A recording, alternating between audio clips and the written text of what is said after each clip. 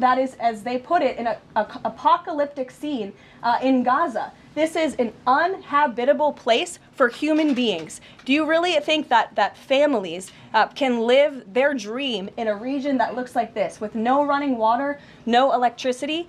And the special envoy to the president, Steve Witkoff, recently traveled to Gaza, as you all know. And he came back with images that he showed the president of the dire situation here. And the president made this decision with a humanitarian heart for all people in the region. The president has made it clear that they need to be temporarily relocated out of Gaza for the rebuilding of this effort. Again, it's a demolition site right now. It's not a livable place for any human being. And I think it's actually quite evil to suggest that people should live in such dire conditions. On Gaza, the president has spent basically his entire public career criticizing foreign entanglements, nation building, sending American troops to fight abroad, particularly in the Middle East. This plan seems like it could ultimately involve all of those things. Can you explain this reversal and how building and owning Gaza squares with America First foreign policy? I would reject the premise of your question that this forces the United States to be entangled in conflicts abroad. The president has not committed to putting boots on the ground in Gaza. He has also said that the United States is not going to pay for the rebuilding of Gaza.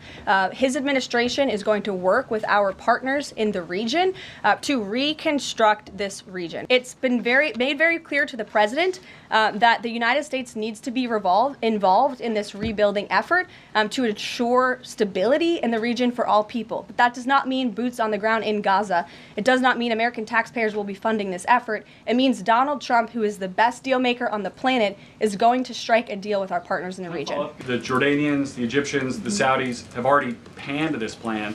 What foreign partners, if any, have expressed any interest in being part of it? The President El-Sisi, in fact, that was his first foreign leader call. He's meeting with the King of Jordan, King Abdullah, next week. He spoke with the King of Bahrain. He spoke with the Crown Prince of Saudi Arabia, and he has made it very clear, he's been very vocal, that he expects our partners in the region, particularly Egypt and Jordan, to accept Palestinian refugees temporarily so that we can rebuild their home. Does the president, is he looking at offering anything to these Arab countries that take in Palestinians? Is he willing to give them anything in return? I won't get ahead of the president's discussions or negotiations on your first question about what would be offered. I think the president's made it clear that he expects these nations in the region to step up and to accept Palestinian refugees who will be temporarily relocated for the rebuilding of Gaza. As for whether Prime Minister Netanyahu was aware before the president's remarks, he was indeed. The president yesterday used the word permanent for permanently resettle Palestinians.